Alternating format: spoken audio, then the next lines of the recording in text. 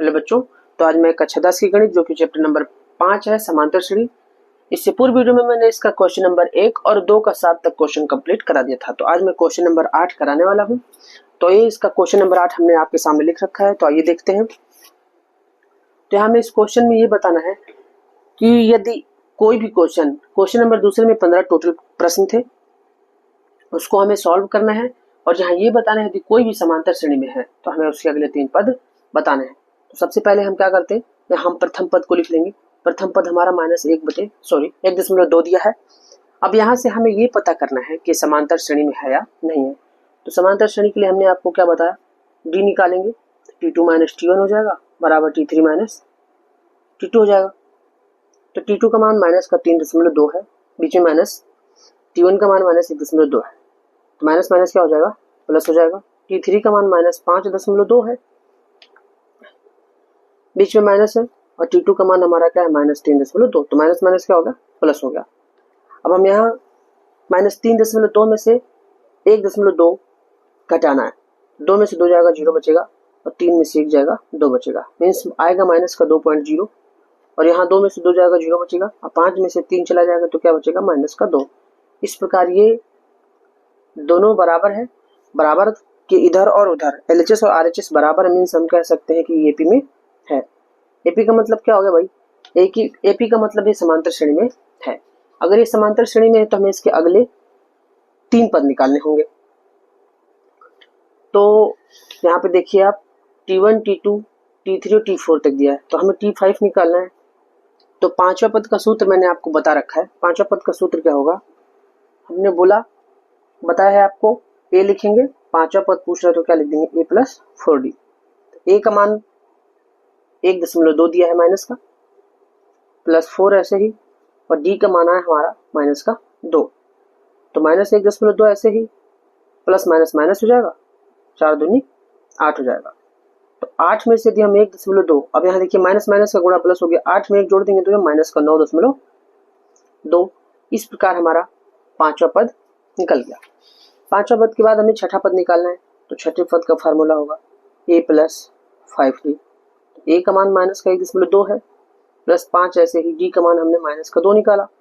तो -1.2 ऐसे ही, plus minus का गुणा माइनस हो जाएगा, और 5 दूनी 10। तो माइनस माइनस का गुणा प्लस होता है, चिन्ह माइनस का लगेगा, जुड़ जाएगा। 10 में 1.2 जोड़ देंगे तो हो जाएगा 11.2। छठा पद हो गया। अब हमें सातवां पद निकालना है। तो T7 का फार्मूला होगा A + 6D। A का मान है -1.2 + 6 ऐसे ही, और D का मान हमने क्या निकाला, -2। तो 1.2 प्लस माइनस का माइनस, 6 दूनी 12 हो जाएगा। माइनस माइनस का गुणा प्लस होता है, चिन्ह माइनस का ही लगेगा, और 12 में 1.2 जोड़ देंगे तो हो जाएगा 13.2।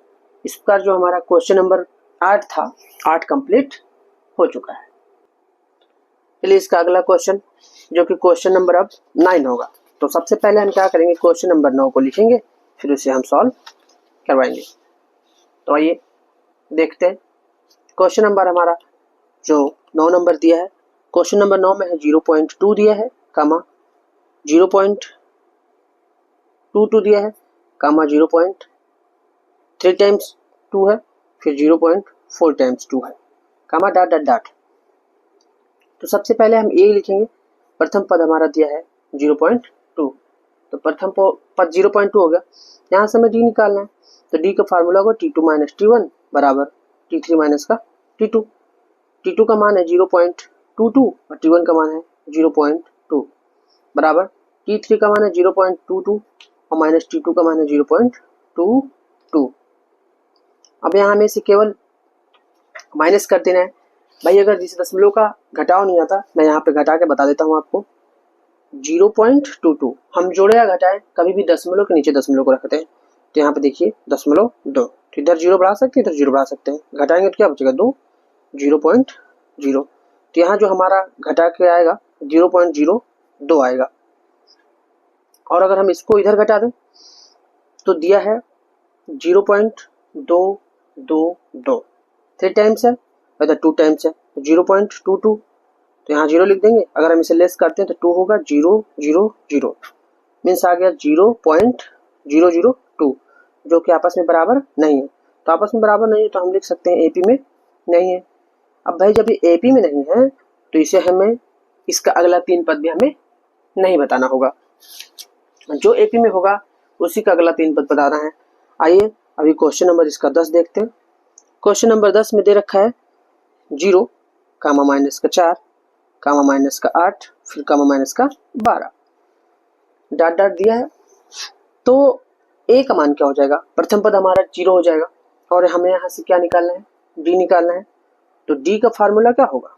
T2 माइनस T1 बराबर T3 माइनस का T2। T2 का मान -4 है, माइनस T1 का मान 0 है, उससे तो कोई दिक्कत नहीं है।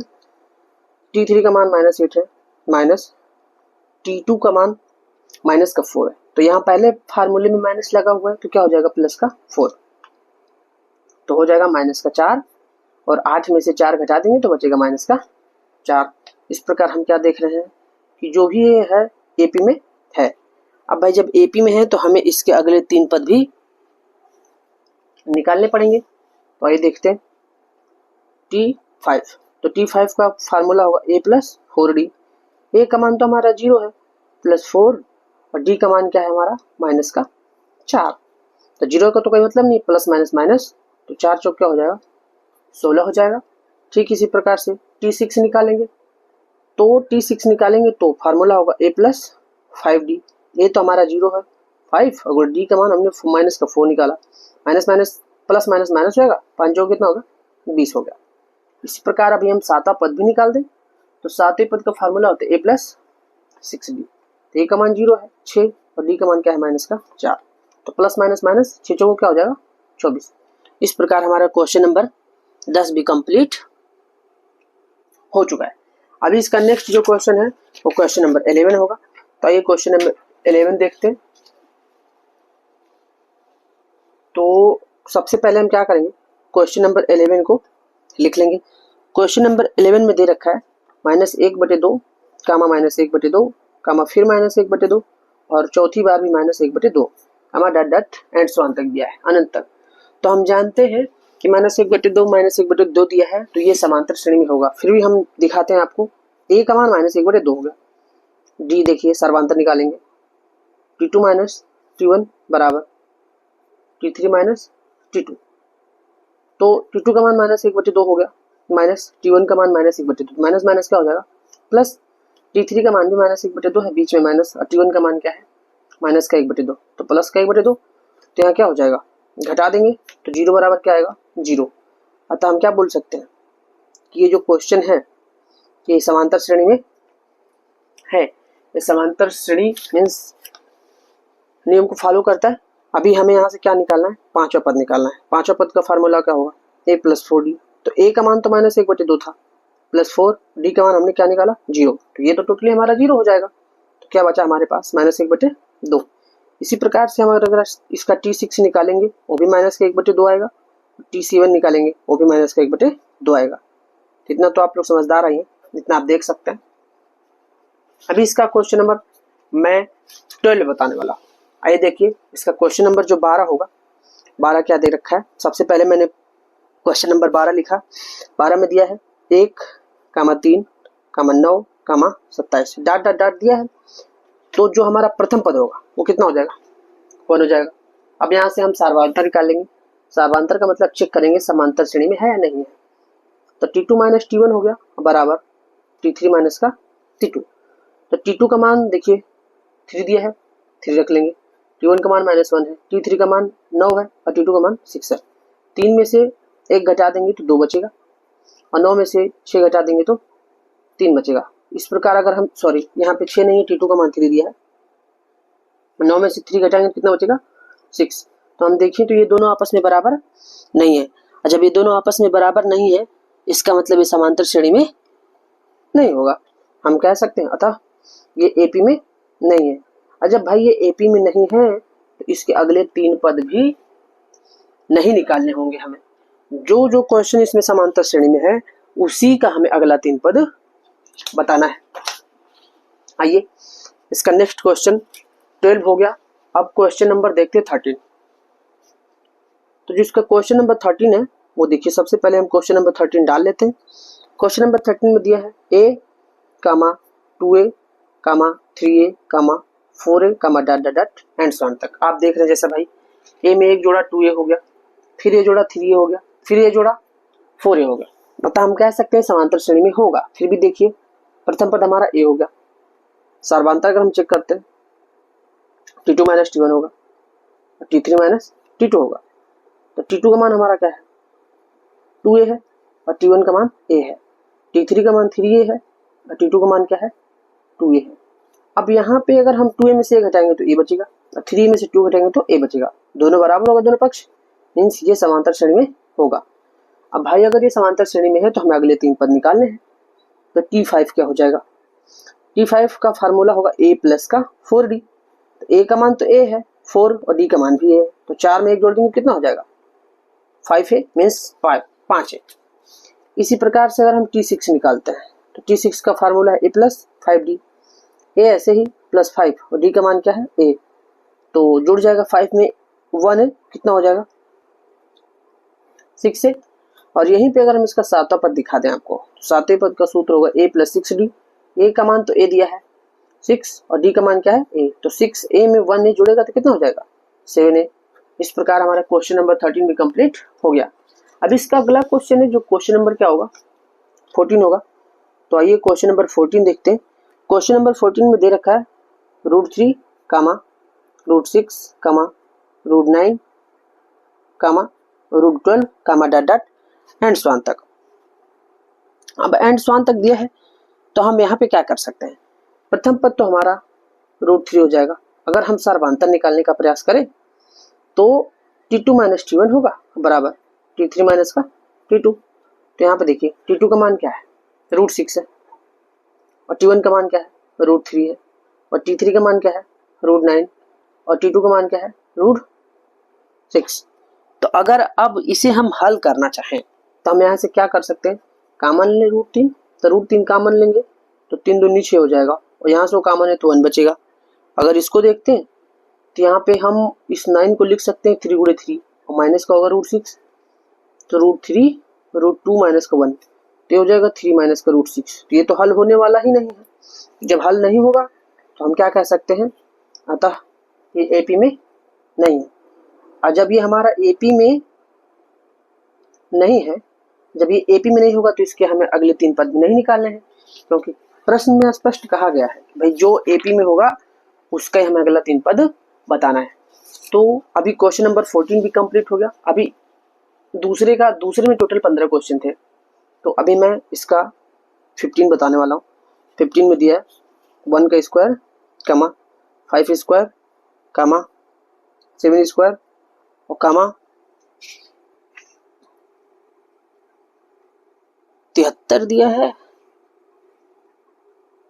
शायद 73 है क्या, तो हाँ 73 दिया हुआ है। चलिए अगर मिस प्रिंट होगा तो 7 का स्क्वायर नहीं सही है। तो a का मान मीन्स हमारा प्रथम पद क्या हो जाएगा 1 का स्क्वायर 1 ही होता है।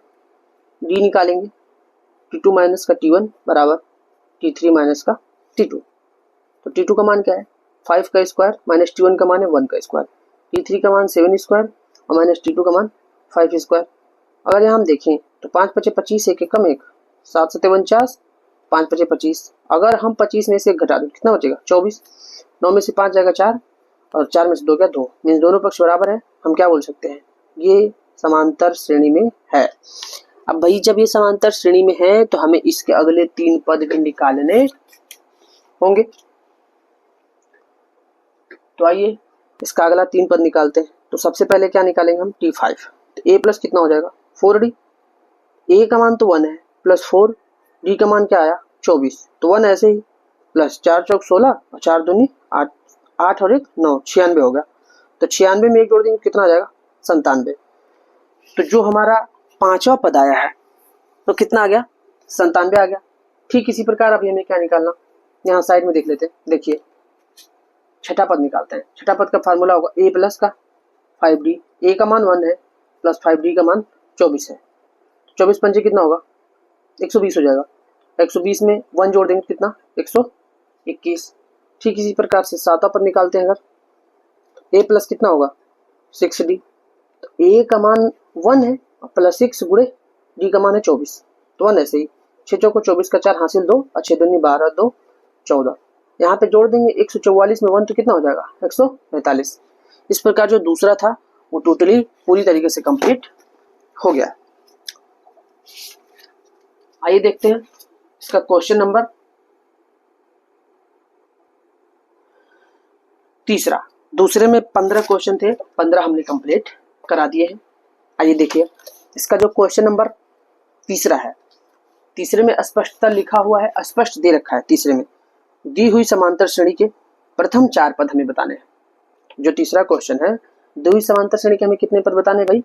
प्रथम 4 पद बताने हैं, जबकि प्रथम पद ए और सार्वांतर निम्नलिखित है। मीन्स यहाँ पे प्रथम पद और सार्वांतर हमें प्रश्न में दे रखा है। तो ये देखते हैं तीसरे का पहला क्वेश्चन दिया है, ए बराबर 10 दे रखा है और डी बराबर भी 10 है। तो हमसे क्या पूछा जा रहा है? प्रथम 4 पद बताने हैं। तो ए का मान तो हमारा 10 हो ही गया। एक उत्तर ऐसे लिख दे, या तो अगर हम इसको क्वेश्चन मान लेते हैं तो यहाँ पे छोड़ दें और यहाँ इसको थोड़ा सा हल कर देते हैं। प्रथम पद हमारा कितना हो गया? 10 हो गया। हिंदी में लिखना है अगर तो लिख लेते हैं भाई, प्रथम पद 10 हो गया। दूसरा पद कितना हो जाएगा?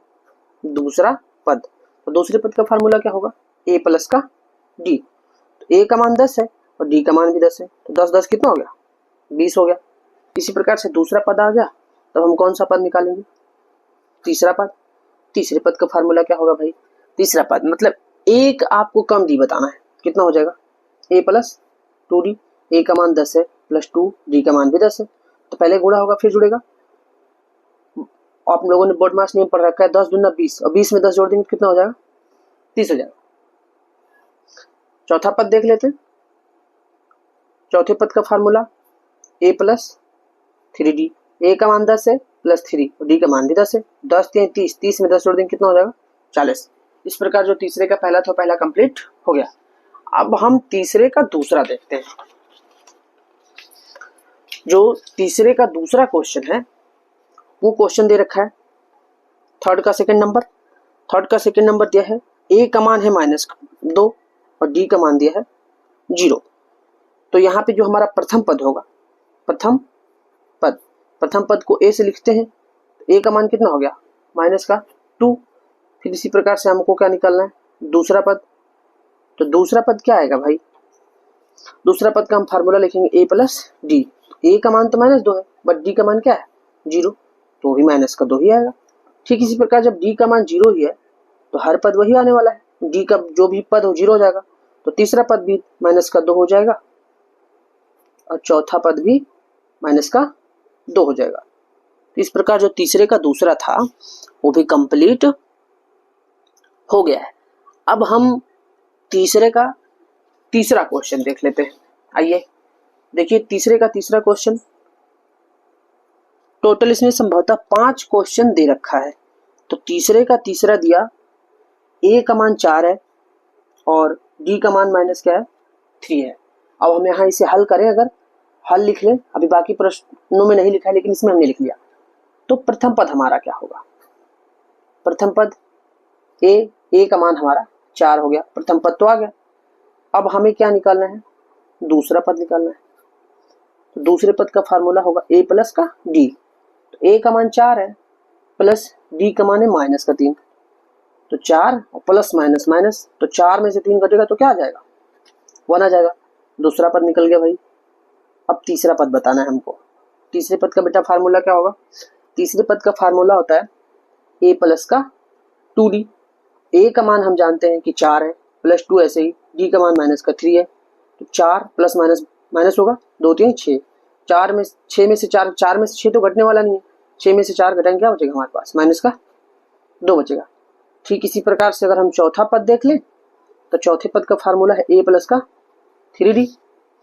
ए का मान तो हमारा फिक्स है 4 प्लस 3, डी का मान है -3। तो 4 प्लस माइनस 3 3 कितना हो जाएगा? 9। क्या आएगा हमारे सामने? 4। तो जो इस प्रकार तीसरे का तीसरा क्वेश्चन है वो भी कंप्लीट हो चुका है।